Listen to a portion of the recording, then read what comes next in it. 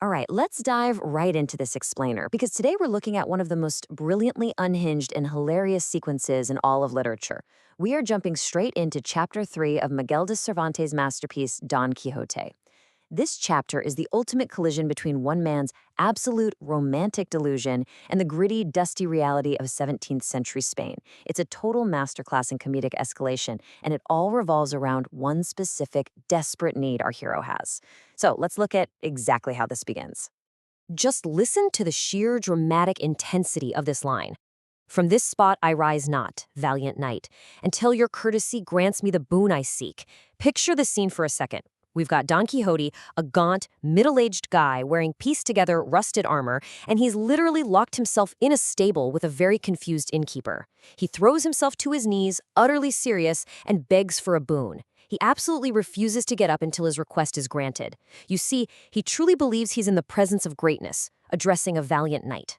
But the reality? He's in a dirty, smelly stable talking to a slightly terrified, very overweight landlord. Which brings us right to section 1. A knight's bizarre request. So why exactly is he on his knees in the straw?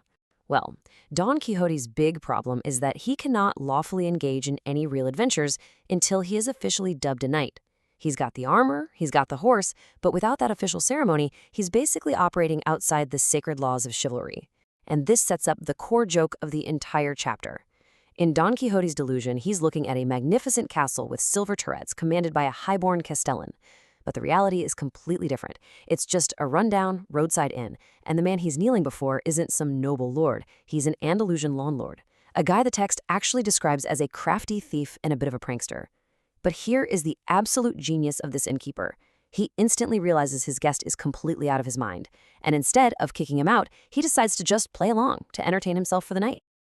And that leads us to part 2, the innkeeper's practical advice. The innkeeper enthusiastically takes on the role of the noble castellan and promises to dub Don Quixote a knight the very next morning. But then he pivots and asks a very mundane question.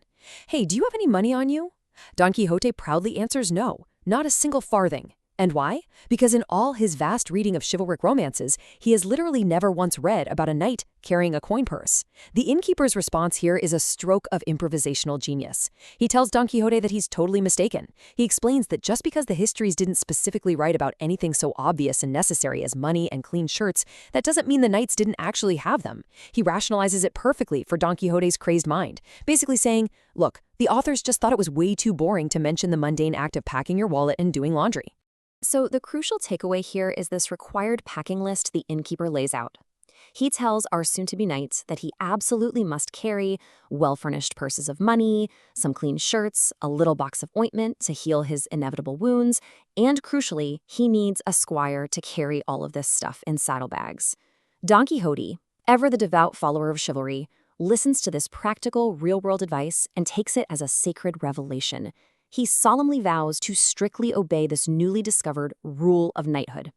It's actually a brilliant little look into human psychology, right? Don Quixote doesn't break his delusion when faced with reality. He just forcefully rewrites the rules of his fantasy to accommodate it. But before he can go pack, he has a job to do. Let's look at section 3, the Moonlight Armor Vigil.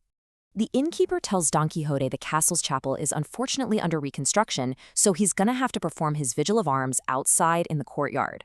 Don Quixote eagerly agrees to this. He gathers all his makeshift, mismatched armor and carefully arranges it on top of a stone water trough right next to the courtyard well. As night falls, he begins this ancient, solemn ritual where a knight-to-be keeps a silent, wakeful watch over his armor throughout the entire night before his dubbing ceremony. The imagery Cervantes paints here is beautiful, but it's utterly absurd. We have Don Quixote majestically pacing back and forth in the brilliant moonlight, leaning on his lance, gazing reverently at his armor, sitting on a common, everyday watering trough. It's perfectly serene. Well, that serene scene doesn't last very long before a harsh dose of reality interrupts. Enter the muleteers. Now, these are just regular, working-class guys staying at the inn who simply need to water their mules at the trough. The first muleteer walks up to the well and casually grabs Don Quixote's sacred armor just to toss it out of the way. Don Quixote shouts this grand theatrical warning, which the man completely ignores. So Don Quixote lifts his lance with both hands and delivers a blow so brutal it knocks the first muleteer completely senseless to the ground. Boom. Number 1, floored. Then Don Quixote just calmly picks up his armor, puts it back, and resumes his majestic pacing like nothing even happened. Just a short time later, the comedic momentum really accelerates. A second muleteer approaches, totally oblivious to his unconscious buddy lying there in the shadows. He goes to clear the trough, reaching out and touching the armor. This time, Don Quixote doesn't even say a word. He just drops his shield, lifts his lance, and brings it down with bone-crunching force. As the text explicitly tells us, he doesn't just break the man's head. He literally lays it open in 4 pieces. It is a stunning, wildly violent escalation of slapstick comedy. In the immediate aftermath of all this, the noise wakes up the rest of the muleteers. Seeing their friends bleeding on the ground, the terrified and angry crowd starts retaliating. From a very safe distance, they unleash a sudden, furious shower of stones at Don Quixote. But does he run? Absolutely not. He fearlessly stands his ground, shielding himself with his buckler, shouting theatrical insults and calling them all base-born traitors, absolutely refusing to abandon his armor. Which leads us right into Section 4, the account book ceremony. The innkeeper hears all the shouting and the stones flying, and he panics. He realizes he needs to get this absolute lunatic out of his inn before someone is actually killed. So he rushes out and improvises the most absurd rites of knighthood imaginable. He tells Don Quixote, you know what, 2 hours of watching the armor is plenty. He grabs the nearest book he has, which just happens to be the ledger he uses to record the straw and barley he feeds to the animals. The innkeeper makes Don Quixote kneel, pretends to read a devout prayer right out of this animal feed ledger, suddenly delivers a massive, sturdy blow to the back of Don Quixote's neck, and finishes the whole thing off with a smart slap on the shoulder with a sword. And to complete the illusion, 2 women staying at the inn, who let's just say are decidedly not high-born ladies, step forward to help out. They play their parts perfectly, with incredible self-possession. They gird Don Quixote with his sword, literally biting their lips to suppress their laughter. And Don Quixote? He is overwhelmed with earnest gratitude. He begins reciting poetry to them, saying, "Oh, never surely was there knight so served by hand of dame." He is completely blind to the joke. To him, this ritual is sacred, it's real, and it is totally binding. And finally, we reach Section 5, Crossroads, a knight departs. The desperate innkeeper doesn't even bother asking him to pay the bill. He just gives him a Godspeed and pushes him right out the door. Dawn is just breaking as Don Quixote rides away from the inn, and he is bursting with unimaginable joy. He's actually done it. Let's just recap this frantic timeline for a second. At nightfall, he was begging on his knees in a stable. By midnight, he was violently cracking skulls at a water trough to defend a pile of rusted metal. By early morning, he was being formally knighted by a terrified innkeeper using an animal feed ledger. And by dawn, he departs. But remember that practical advice the innkeeper gave him? Don Quixote is now heading back to his home village.